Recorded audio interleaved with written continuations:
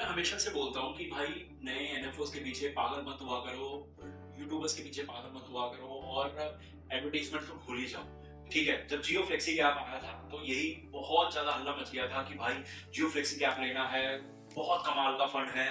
तो मैं आज आपको दिखाता हूँ ना कि कितना कमाल का फंड है और किस किस को लेना चाहिए, किस किस को नहीं लेना चाहिए।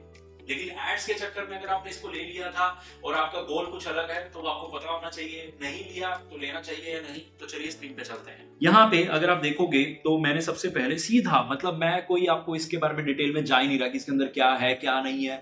क्यों, अगर जाऊंगा ना तो वो वेस्टेज ऑफ टाइम मुझे लग रहा है। रीजन क्योंकि यहाँ पे मुझे रिजल्ट जो दिख रहे हैं वो अभी के हिसाब से थोड़े से खराब दिख रहे हैं। अगर मैं BSE 500 से कंपेयर कर रहा हूँ कि ये अभी के लिए अपने बेंचमार्क को भी बीट नहीं कर पा रहा। लेकिन याद रखना, पिछले 6 महीने में टाइम बहुत खराब रहा है, तो क्या हमें जज करना चाहिए इसे? भाई रहने देते हैं, यहाँ जज नहीं करते इसको। थोड़ा सा नीचे चलते हैं, हम इसको कंपेयर करते हैं किसके साथ। मैंने टाइम फ्रेम थोड़ा सा बढ़ा दिया कि जब से ये स्टार्ट हुआ है तब से क्या रिजल्ट इसने निकाल के दिए हैं। इसने ऑलमोस्ट 1% निकाला है। अच्छी बात यह है अपने बेंचमार्क को बीट करा है। ठीक है, फ्लेक्सी कैप में अब देखा जाए जो फंड बहुत अच्छे हैं, जैसे बैंक ऑफ इंडिया, तो उनके तो आसपास भी नहीं है। बैंक ऑफ इंडिया ने 10% दिया है और मैं वीडियो काफी टाइम से बना रहा हूँ। ऐसा नहीं है कि मैंने अभी बनानी शुरू करी है। अगर मैं 6 महीने से भी वीडियो बना रहा हूँ तो फंड तो है ना हमारे पास। ठीक है, दूसरी बात, HDFC फ्लेक्सी कैप बहुत सारे लोगों के पास है, 2% ही GM।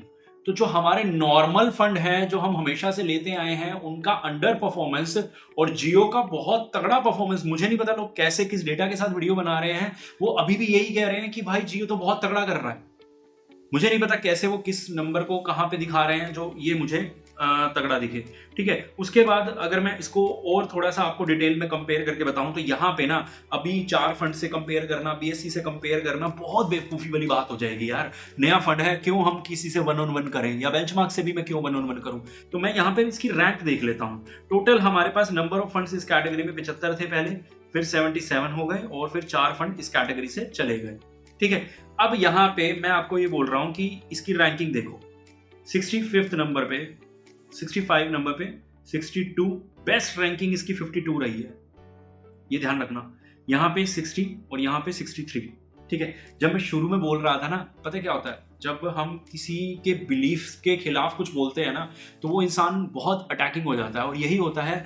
इसलिए मैं बहुत सारी नेगेटिव वीडियोस नहीं बनाता इस तरह की, क्यों, मुझे पता है कमेंट किस तरह के होने वाले हैं, गालियां पड़ने वाली हैं, कितना भी लॉजिक दे दो, कितना भी नंबर दे दो, तो कोई दिक्कत नहीं है। लेकिन मेरे हिसाब से मेरा पर्पस यही है कि अगर 4 लोग भी कमेंट कर देंगे इस वीडियो पे कि वो लोग सीख गए और शायद अब इस फंड से दूर रहेंगे, तो मेरा पर्पस फुलफिल हो जाएगा। ठीक है, 4 लोगों को बचा लिया, बाकी 10 गालियां भी खा ली तो कोई बात नहीं। लेकिन हाँ, कम से कम ये है जो चीज गलत है उसको गलत बोलना चाहिए ना यार। तो यहाँ पे किसी भी एडवर्टीजमेंट या उसके चक्कर में मत पड़ो। ये फंड कभी भी अच्छा करेगा या कभी भी कुछ उम्मीद दिखाएगा, 3 साल का डेटा होगा, मैं होऊंगा सबसे पहले इसकी वीडियो और इसकी तारीफ करने वाला। ठीक है, लेकिन अभी के लिए इससे दूर रहो। और कोई भी फंड मैं कभी अच्छा बोलूं कभी खराब बोलूं, इसका मतलब ये नहीं है कि वो जिंदगी भर खराब रहेगा। फिलहाल के लिए हमें बस ये देखना होता है कि हमारे पोर्टफोलियो के लिए ठीक है, नया बाय करना चाहिए नहीं करना चाहिए, होल्ड करना चाहिए नहीं करना चाहिए, या सेल करना चाहिए। अब ले लिया है तो होल्ड कर लो, देख लो, अब देखी जाएगी। अब सेल करके इतनी जल्दी कोई फायदा नहीं है, लेकिन अगर नहीं लिया है तो नया बाय करने का तो मतलब ही नहीं होता। होपफुली आप समझ गए होंगे। मिलते हैं अभी।